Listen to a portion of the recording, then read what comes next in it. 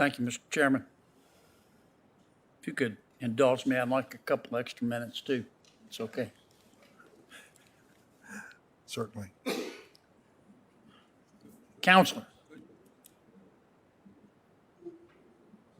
did you really say that Justice Kavanaugh was a morally bankrupt person?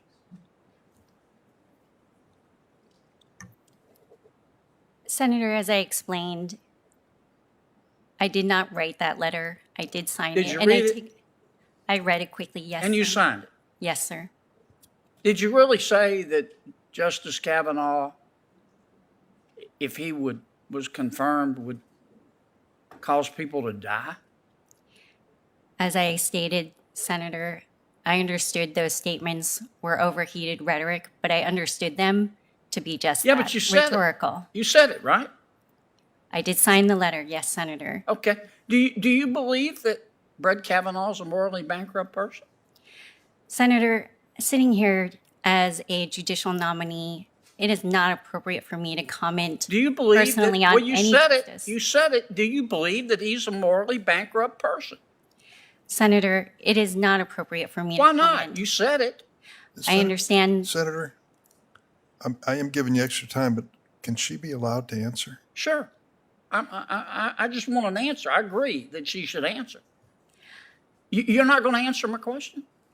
I believe I've answered it to the best of my ability. Honestly, Senator, I respect completely the confirmation process and the authority of Justice Kavanaugh okay. and every Supreme Court justice. But do you, this is real simple. You said just a few years ago, you weren't in law school, you weren't in college.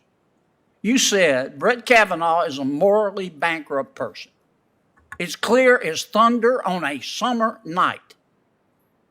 Now, you're under oath. Do you believe he is or not? How hard is that? You'll have much harder questions as a federal judge if you make it that far.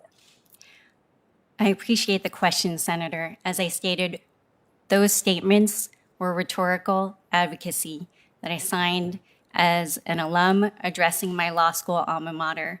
I did not. Well, let me ask you about this rhetorical advocacy. Does rhetorical advocacy mean you said something, but now that you've been nominated, you're scared that you can't get the votes, so you're going to try not to answer the question? Is that what rhetorical advocacy means? What is rhetorical advocacy? Is it a lie? No, it's not a lie, Senator. I would say that it's statements that are made in service of an advocacy position. Okay. And if you issue an opinion and you get reversed by the Supreme Court, are you just going to say, oh, don't worry about it, justices, that was just rhetorical advocacy? What is this? Absolutely not, Senator. If the court issues an opinion as a lower court judge, I would be absolutely bound to follow it. It is not merely rhetorical advocacy. It is the law of the land. Okay, let me try one more time. Do you believe that Brett Kavanaugh is a morally bankrupt person? Senator, Sitting here today, under oath. Sitting here today under oath, I can assure you that I respect completely the authority of Justice Kavanaugh as a duly confirmed Supreme Court Justice of the United States. Yes, ma'am, but do you believe he's morally bankrupt? Senator, as I stated, I respect his authority and the authority of every Supreme Court Justice sitting on our court. Yes, ma'am, but do you believe he's morally bankrupt? My personal opinion is not appropriate for me to say. I respect his authority as a Supreme Court So Justice. you think he as I is do morally for- bankrupt? I did not say that, Senator. But you signed a letter saying he was morally bankrupt. Several years ago, as an alum addressing my law school alma mater, I did sign a letter that I believed was addressed only to my law school administration. Oh, you But didn't sitting think here it would today- be public? I did not understand that it would be used as a public advocacy piece. No, I Okay. believed it was only addressed to my law school administration. And you signed that because you wanted to show fidelity to your alma mater, Yale Law School? I signed it, Senator, at the time because I felt that it was an appropriate statement to make to my law school administration, notwithstanding the overheated rhetoric.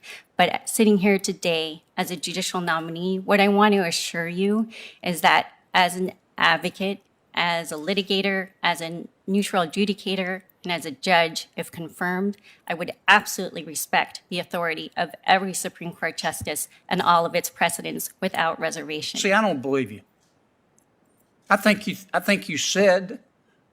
you allowed your political beliefs to cloud your judgment. And I think you said a few years ago what you said about Brett Kavanaugh, and I think you believe it. And I can't imagine what it's going to be like to be a litigant in front of you with that demonstration of lack of judicial temperament and judgment. How can a litigant possibly think that you're not going to act on personal beliefs if you were so intemperate to say something like this? Last question.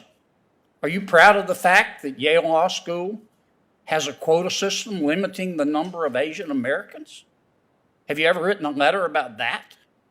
Or does that not, where does that fit in your socioeconomic view of the world that you think everybody else should adopt and you will impose if you're in a position of power?